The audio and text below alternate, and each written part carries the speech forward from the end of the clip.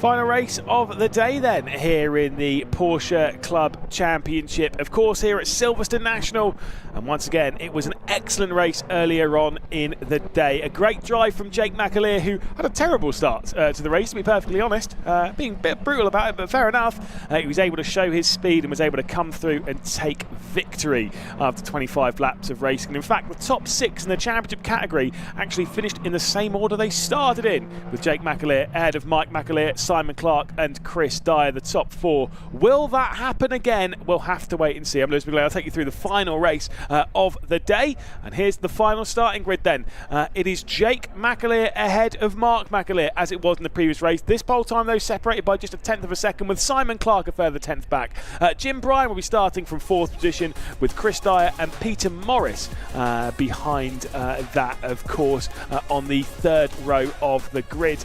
You can see there as well, it's Kevin Harrison, who had a couple of struggles in the previous race, and Julian Morris in 8th position in the number 10 car. Final couple of rows in the championship category, it's David Burke and Pete Evans with Richard Baston, and then it'll be Darren Labbett, who is once again on pole position in the AM category, but did have a couple of struggles in the previous race, unfortunately dropping right the way down the order. Oliver Chatham will start in 2nd position in the AM category, of course, with Stuart Marston, Cherise Khan, and then Tom Andrew starting from 16th overall, but 5th in the category. Richard Forber there will be starting from 17th position alongside Brian Richardson and Wayne Gregor, and Andrew Porter, of course, rounding out the top 20. 5 cars left to go, the first of which being Jason Brown, then Hadley Rossiter starting from 22nd. Andreas Gregow will be starting from 23rd position, with, of course, Alan Williams starting from 42nd. Julian Dye will be starting from the final position on the grid in 25th position, but of course the last of the AM category on that final row. You can see them in position already, the championship category drivers there. Keep your eye on the 144 there on the right-hand side of your screen. Jake McAleer had a terrible start to the race. I wonder if he'll be having another one. I'll be keeping my eyes glued to him. He lost about 6 or 7 positions by the time he got into the braking for turn 1 at Copse. It has become an absolutely beautiful afternoon out there, it looks. A little bit of blue sky out, a little bit of sunshine out, and a great day to go racing here on this Easter weekend. Of course, Jake McAleer, Mark McAleer, Simon Clark, Jim Bryan, the top positions. And again, those top 3 at least, Jake McAleer, Mark McAleer and Simon Clark, they were the top 3 from the previous race and the dominant force. The victor in the AM category was Richard Forber, ahead of Stuart Marston and Oliver Chatham. Believe everyone is in position and ready to go in what is obviously quite a tight grid on the race down into that first corner. The marshals just checking the final positions before the green flag is waved. The lights are on, and we're going for 25 more minutes here in the Porsche Club Championship for 2025. There's the green flag, there's the 5-second board, and now come the lights for the second race in 2025. Who's going to come out on top? Let's find out. Will it be Jake McAleer once again? Will Simon Clark be able to do something about it? Once again, it's a poor start from Jake McAleer on that front row, as Mark McAleer will take the lead down into the first corner. Simon Clark will also work his way through, as will the 74 of Jim Bryan from 3rd position up now. From 4th position rather, now up into 3rd position. But Jake McAleer able to hang on to that one at least, as they head their way down the hill. It's Simon Clark for the 2nd consecutive race, heading straight up into the race lead, but in very different conditions from the previous race. Can he hang on to it this time? It was 1.3 seconds separating the top 3 in the previous one. What will it be at the end of this? We'll have to wait and see, as one of those Caymans going on the attack, of course, in the championship category, where we see 996s, 997s, and of course the Caymans doing battle. Behind that is the amateur category, which sees a fleet of Boxsters doing battle, and they'll head their way out through Luffield and back out onto the start to finish straight. As you can see there, all single file and all pretty nice and orderly, to be perfectly honest, and that's exactly what was wanted from our pole sitter, Jake McAleer. At least he's not dropped back even further into the category. It's 2nd position for Jake McAleer, who's already got past Mark McAleer as he tries to win. Oh, there is a bit of an incident, and there is a rear issue on the 26 there. That has been absolutely clobbered. That's David Burke, one of our 2 Caymans out on circuit. That has been absolutely clobbered as it will return its way into pit lane. Thankfully no requirement of a safety car or anything in that kind of vein, or race neutralisation. As not the only one in pit lane, as it seems.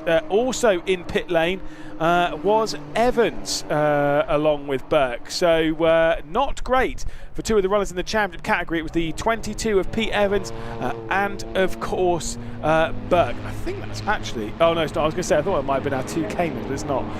Of course, the other Cayman is Chris Dyer in the second of those Caymans in the top category. There is number 2 of Pete Morris, though, trying to fend off a trio of cars on the race down the start, finish straight, and they're going to go left and then right. You've got the Cayman there of Chris Dyer going to the outside, trying to get the up and under on the 16 of Kevin Harrison, and this could work out on the race down there into Maggots. There is the run down the inside, and it should be complete by the time they get onto the brakes. So the number 9 of that Cayman, that's Chris Dyer, moving up now past Harrison and up into 6th position overall.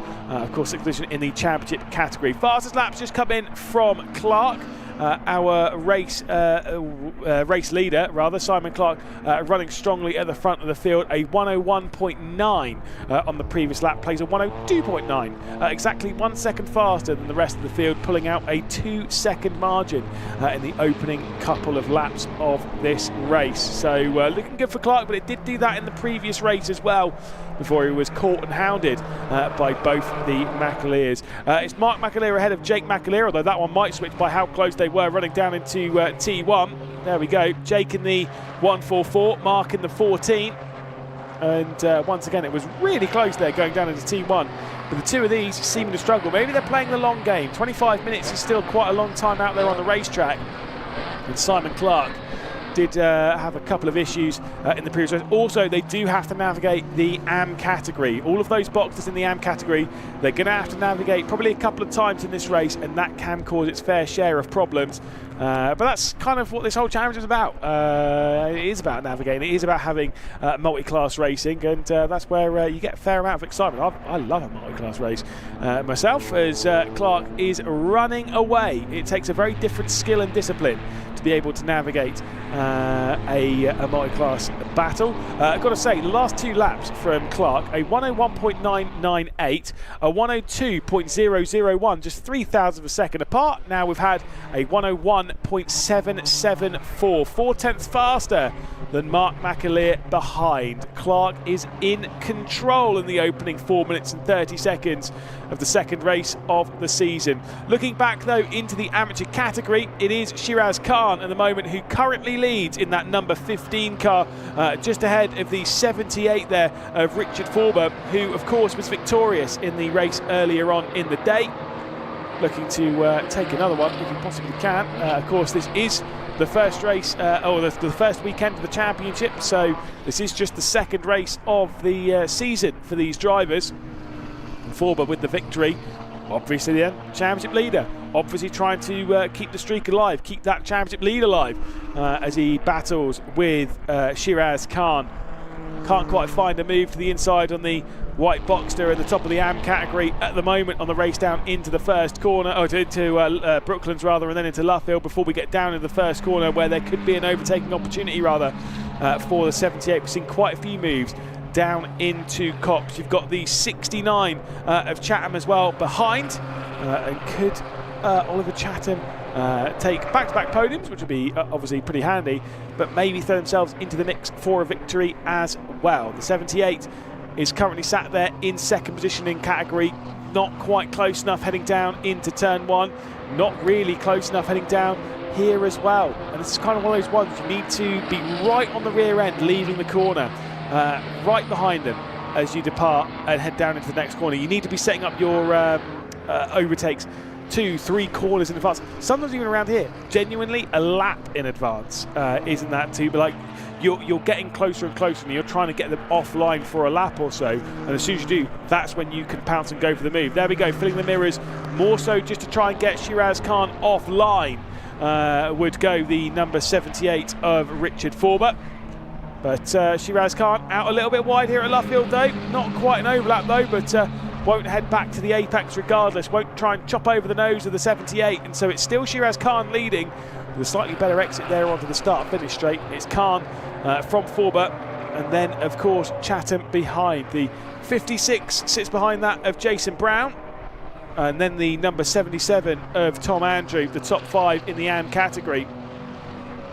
Not driving like AMs, they're driving like pros at the moment. They're driving very, very quickly and very closely. Finally, the fastest lap, by the way, is switched round in the championship category, obviously at the top of the field. Mark McAleer now has the fastest lap of the race. Closed down that margin to 2.7 seconds, closing it down by 4/10 over the previous lap.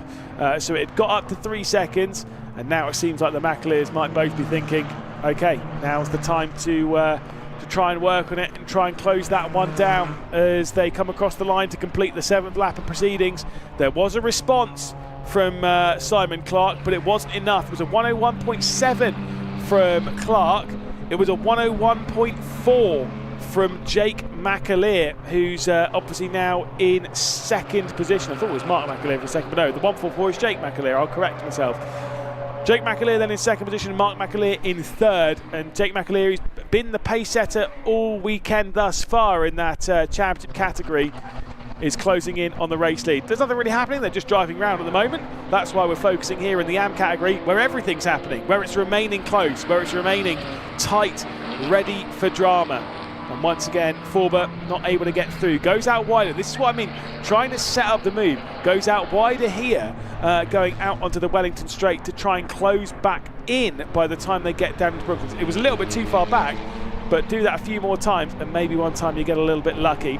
This is the battle for 4th position at the moment in the championship category. Obviously you've got the 74 there currently running in 4th position of Jim Bryant.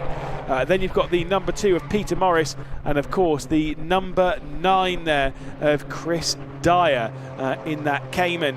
Currently sat in 6th position, looking to try and get through into 4th. The podium's already gone for this group. It's going to be impossible for them to catch.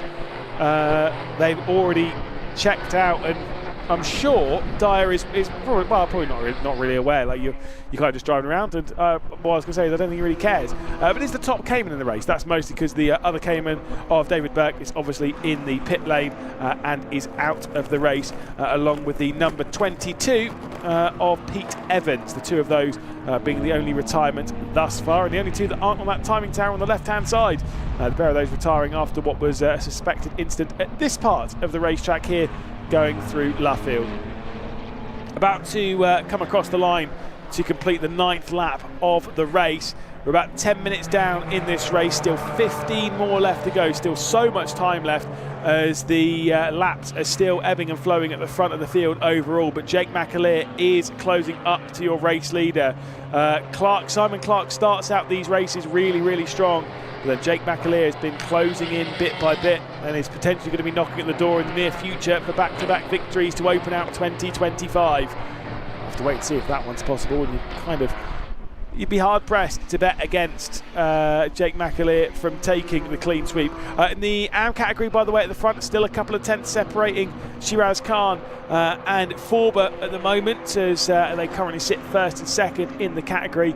And again, it is tight behind all of that. Greg Howe's got past Richardson for 15th position overall, but more importantly, that's for 6th in the AM category, as we'll see some of these battles for 4th position navigating some of the back markers. Bit of a trial by fire, you got to say, if you're in if you're a rookie driver, you're kind of getting into motorsport really for the first proper time, and you're thrown into this, especially if you're in one of those boxes in the AM category.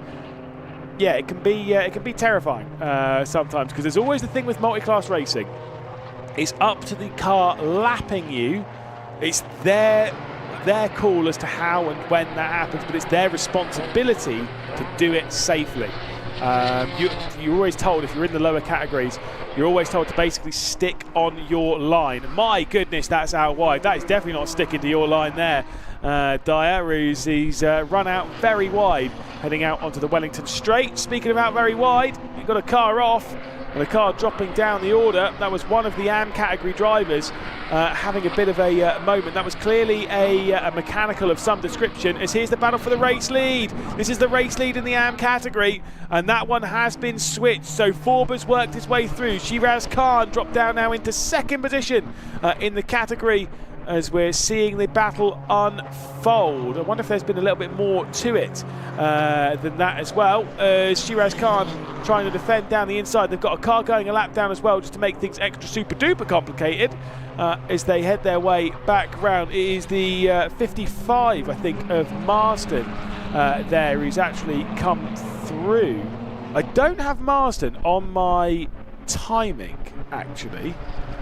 So I wonder where that one's come from, because obviously the timing there, as you're seeing on your screen, shows Chatham as the next driver in this battle. But I'm not sure that's necessarily the case, because it does look as though it's the 55 of Stuart Marston. That is quite a... What is that? Do you know what? I'm not smart enough to try and work it out. I don't have any mechanical knowledge to explain as to what that is. I'm sure there's a lot of people watching being like, oh, well, I can see that it's this. And I'm like, yeah, well, go great. I can't. There we go, though. That is going to be causing a yellow flag, though, down into turn one, I'm sure. Or at least a slippery surface flag. There you go. It's slippery surface or debris is what the yellow and red flag means there. The yellow flag with the red stripes. As a couple of cars off the road there. Stuart Marston being one of them, going out wide. And then we've got the 78 going down the order. We're being wisely informed. It was from a bit of a shove from Stuart Marsden there on the 78 of Richard Forber, of course, our race winner earlier on in the day, being escorted wide. So it's Shiraz Khan leading at the moment in the AM category. Then we've got the number 69 sat there in second position of Oliver Chatham. But again, that's 2.1 seconds off of, oh sorry, it's 0.3 of a second off of the race lead. It's 2.1 seconds then back to Forber. That is, of course, in the AM category. The overall race lead, though, has come down now. They're running about 2 seconds slower than they were running earlier on in the race, but it's just half a second separating Clark and McAleer. Jake McAleer, who's currently running there in that second position. Obviously 11 minutes left to go in the race. There's the double waved yellows for the car that pulled off to the left-hand side, which was that of Rossiter. So Hadley Rossiter in the 24 car is the one that's pulled over to the left-hand side on the Wellington Straight. That's pulled out of basically out of the race. There is the 69 of Chatham, who's currently running in second position, and that's what I mean, is that there is the 55 there directly behind. It does say on the screen that there's no working transponder. I believe they're trying to sort it out now, and I believe Marston is in fact running in third position in the category. I've got him running in 14th position overall, and now it's saying third in the category. It was a little bit skew-if. So I'm going to say it as it is. I believe it's Shiraz Khan, then Oliver Chatham, and then Marsden in the number 55 car. But that is a bit of a timing issue that's being dealt with, and so it's one of those ones that you don't know in the race. You just kind of get on with it and drive, thankfully. And if they're required to return to pit lane, then they come back into pit lane. There's the double waved yellows still. Is Hadley Rossiter's car over on the left-hand side. I'm assuming that'll be double waved yellows until the end of the race, because they're not going to send a marshal out to go and rescue that whilst 22 cars are taking to the Silverstone National Circuit. Far too short of a circuit. There's no big gaps where you can go out there and rescue the car and move it out of the way, so it'll probably be dealt with under double waved yellows until the checkered flag. Back up to the race lead then overall. Simon Clark, the green, black and white car at the moment, heading the field. You've got Jake McAleer trying to close in, trying to find his way down the inside. Now, whilst that yellow and red striped flag, you say maybe it's a yellow flag, you can't pass in it, you are allowed to pass. It's just the slippery surface flag or debris. So it's just a warning to the drivers rather than saying you're not allowed to pass. So they can still pass down into turn one at Cops. It's only if it's a single yellow flag or a double waved yellow, of course, highlighting a caution that is the issue. If they do start waving it under double waved yellows though, obviously then you can't pass down into turn 1. The double waved yellows have stopped now on the Wellington straight.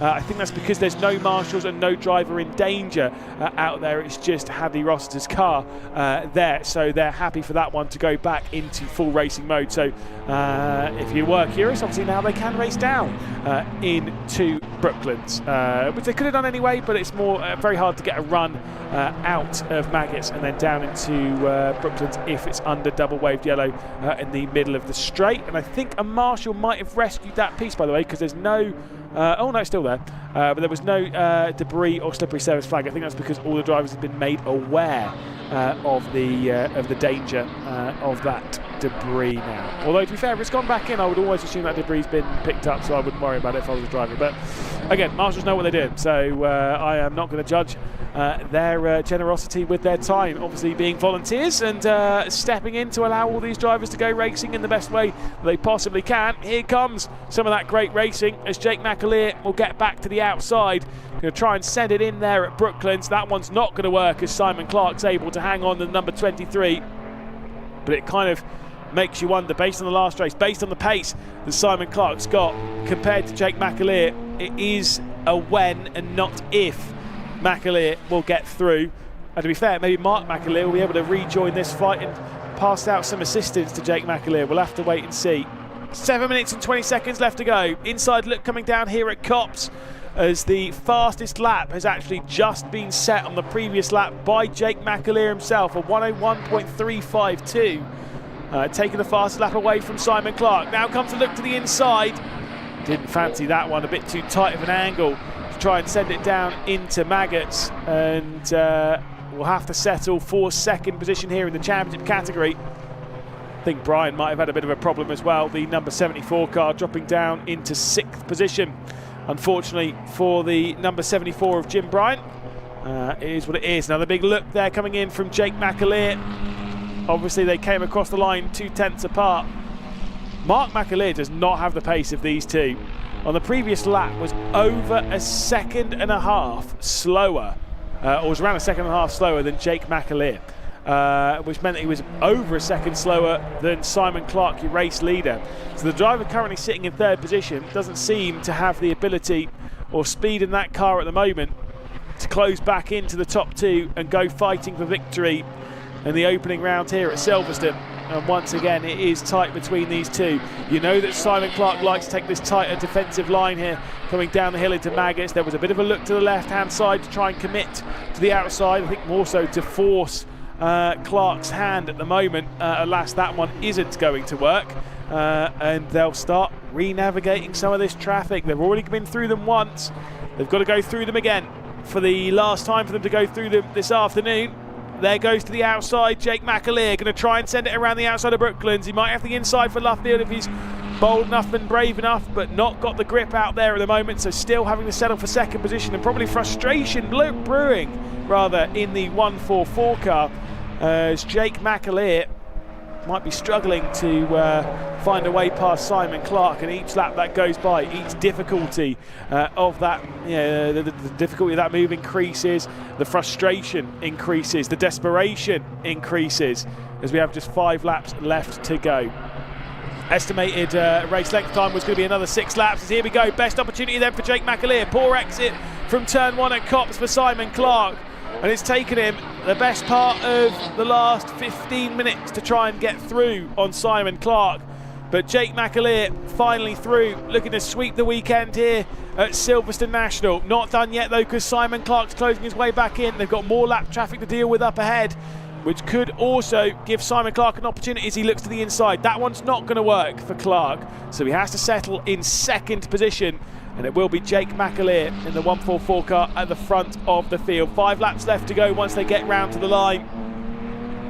The opportunities are definitely running out. Mark McAleer, by the way, again, still nowhere to be seen in this group. Cannot keep up with those top 2 who are really setting the pace here as they turn the afterburners into overdrive with 4 minutes and 12 seconds left to go. Confirmation there that Jake McAleer is now your leader, from Clark, from Mike McAleer, from Pete Morris, from Dyer, from Brian, then Harrison, Then, of course, Julian Morris, Baston and Khan is the leader in the AM category, of course. It is Shiraz Khan ahead of Oliver Chatham, ahead of Darren Labbett as well. So Labbett's worked his way back up into third position. Of course, not 100% sure as to whether that is Marston still in that third position or what's actually been going on. In fact, there is Shiraz Khan, and that is the 55 in that yellow car, trying to get through. So that will be for the race lead in the AM category, which is very confusing because, again, do remember we don't have the transponder working at the moment in the 55 car. I don't know if there's a penalty for that or what, but I do know that that yellow car with the green lines and arrows on it is battling potentially for the race lead in that amateur category. Shiraz Khan in the 15 is listed as your race leader, the 55 directly behind. Currently listed a little bit further down the order. I'm trying to just double check. Yeah, like I say, it's not like it. It's currently listed at the moment in 14th overall, but of course that would be 5th in category. But that is definitely the 55, and that is definitely battling for the race lead. So I do believe that is the battle for victory for Marston to try and get through on Shiraz Khan and potentially take victory here the afternoon. Getting information as well, car 5 into the pit lane. So Forber, we do always have 78 into the pit lane, so Forber unfortunately out of the race. Car 5 is Richardson as well out of the race. So we are having a few issues for a few drivers out there at the moment, but Forber, who of course victorious earlier on in the day, also out of the race. 3 laps left to go based on where they're running in this race, and thankfully, at least for us as for me as a neutral, great. Simon Clark has not dropped off the rear end of Jake McAleer, and Jake McAleer is currently at the moment having to deal with the pressure of Simon Clark, somebody who's raced with quite a lot over the last year or so, and I'm sure they'll be racing a lot more over the entirety of 2025 if this pace is to keep up. Jake McAleer, he's not been able to run away as the lights blaring there on Mark McAleer's car at the moment in third position. We are also getting word that Oliver Chatham is into the pit lane as well. The 69 was listed as second in the AM category. As I said, I believe it might be third in the AM category, dependent on Marston. But either way, Chatham is also into the pit lane. Pit lane's becoming a bit of a busy hotspot. Damn, maybe they're giving away free coffee, I don't know. But regardless, they're all straight into pit lane for unknown reasons. But a couple of issues there for a few cars. I'm sure we'll find out after the race on social media as to what the dealio is there with some of our AM category drivers. Jake McAleer, it's a bit of a larger margin than what we've seen so far in the race. The gap's more looking towards half a second rather than the quarter of a second than it was at the line, as we're on the penultimate lap of proceedings at the moment. Heading back out, you can see the battle for the AM category lead, we believe in the background, as Shiraz Khan and Marston doing battle at the moment. Here we go then, on to the last lap of the race, and if Simon Clark's got anything for victory, it needs to be now.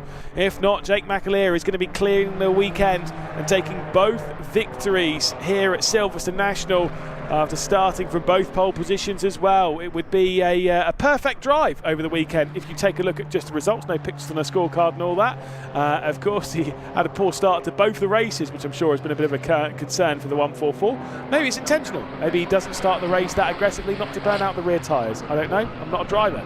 Alas, out a little bit deep there, heading through Maggots and then back out onto the Wellington Straight. I think it's all basically signed, sealed and delivered. He just needs to dot the I's by clipping the apex at Brooklands and cross the T's by getting through Luffield safely, and the victory will be a sorted offer there for Jake McAleer. 2 final corners left to go. It was victory earlier on in the day. 1 and a bit seconds separated the top 3 in that race. It'll be a few tenths of a second separating the lead in this one. Out through the final corner, Jake McAleer as confident as ever as he comes up towards the line to win again here in the Porsche Club Championship. It's a fantastic drive from Jake McAleer. Simon Clark gave it everything he could. but it wasn't good enough. 0.4 of a second he finishes behind, with Mark McAleer in third position.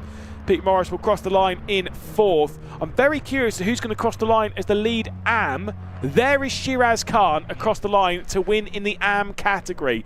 So Shiraz Khan on top of that. Of course, it wasn't going to be back-to-back victories for Forber after returning to the pit lane. And of course, I believe second in the AM category is that of the 55 car of Stuart Marsden. I know it will show, and it might even show it when we show the race results as well, that it might show Andrew, the number 77 car of Tom Andrew, as potentially being the driver in second position in the amateur category. But I do believe it will be Marsden. Hopefully that one will get sorted once everyone's crossed the line, but you never really know.